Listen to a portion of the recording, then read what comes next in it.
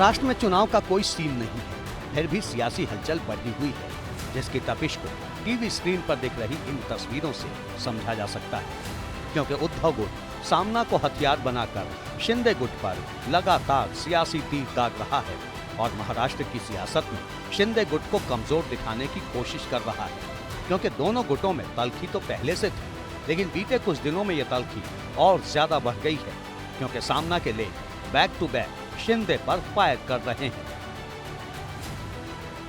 शिंदे जी को पहले हिंदुत्व का ट्रेनिंग देना चाहिए। भारतीय जनता पार्टी ने उनको ट्रेनिंग देना चाहिए कि क्या सवाल करना चाहिए, कौन से सवाल पूछने चाहिए। आपको हिंदुत्व के बारे में फिर से ट्रेनिंग लेनी पड़ेगी, क्योंकि आप नकली हिंदुत्व स्वीकार करके हमसे बात कर रहे हैं। सियासी गलियारों में चर्चा है कि उद्धव गुट शिंदे को कमजोर इसलिए बता रहा है ताकि महाराष्ट्र की राजनीति में उद्धव की सेना बची रहे और मजबूत नजर आए। क्योंकि एक तरफ शिंदे पर सामना हमलावर है, वहीं देवेंद्र फडणवीस पर रुख एकदम नरम है, जो बताता है कि कहीं न कहीं कुछ तो पक रहा है।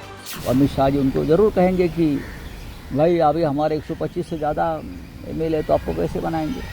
अगर आपको मुख्यमंत्री बनने का आपका क्लेम करना है, अब बाहर की कोई पार्टी का मुख्यमंत्री नहीं बनेगा, इतना हमारे पास बहुमत है।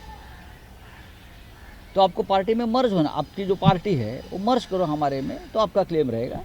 ये एक डायलॉग बाहर आया है। जो सामना पहले बीजेपी पर हमलावर होता था, उसका रुख शिंदे की तरफ मुड़ा हुआ दिखाई दे रहा है, जिसे इन बयानों से समझ सकते हैं।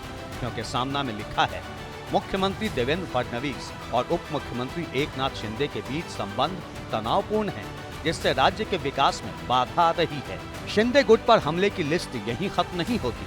सामना में यहाँ तक लिखा है, केंद्रीय गृह मंत्री अमित शाह ने शिंदे से वादा किया था कि 2024 का विधानसभा चुनाव उनके नेतृत्व में लड़ा जाएगा और वे मुख्यमंत्री बने रहेंगे। लेकिन चुनाव के बाद ये वादा पूरा नहीं हुआ, जिससे शिंदे को धोखा महसूस हो रहा है। एक तरह से उद्धव गुट अपने मुखपत्र सामना के जरिए ये बताने की कोशिश कर रहा है कि शिंदे का दौर अब समाप्त हो गया है। सामना के जरिए उद्धव गुट ने यहाँ तक भविष्यवाणी कर दी है कि बीजेपी को शिंदे की जितनी जरूरत थी वो पूरी हो चुकी है और भविष्य में बीजेपी शिंदे की पार्टी को भी तोड़ सकती है, जैसा उसने दूसरे सहयोगी दलों के साथ किया।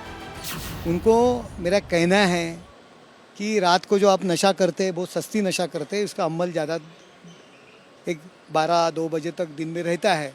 उसी नशा के अमल में उनको रात में सपना आता है और सपने में सिर्फ एकनाथ शिंदे उनको दिखते हैं। इसीलिए इसी तरह की बातें वो करते हैं। संजय राउत अब ख़त्म हुआ है, उन्होंने उद्धव ठाकरे जी को भी ख़त्म किया है। वहीं सामना के हमलों को जानकार ऑपरेशन टाइगर के पलटवार के रूप में देख रहे हैं, क्योंकि विधानसभा चुनाव के बाद से शिंदे गुट इस तरह का माहौल बनाने में लगा है कि उद्धव गुट के कई सांसद और विधायक उसके संपर्क में हैं। लेकिन जहां एक तरफ उद्धव गुट सामना से शिंदे गुट की घेराबंदी कर रहा है, वहीं एक सियासी खिचड़ी ठाकरे ब्रदर्स में भी पकती नजर आ रही है। उद्धव ठाकरे और राज ठाकरे की पिछले 3 महीनों में 3 मुलाकातें हुई हैं। महायुति और महाविकास आघाड़ी गठबंधन में दरार की अटकलों के बीच ठाकरे भाइयों के बार बार मिलने जुलने से सियासी हलकों में चर्चा का दौर शुरू हो गया है।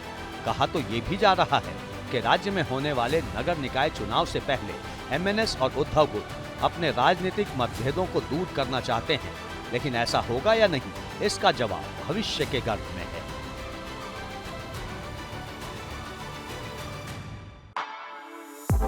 For exclusive and insightful videos, subscribe to our new channel ABP Live Premium.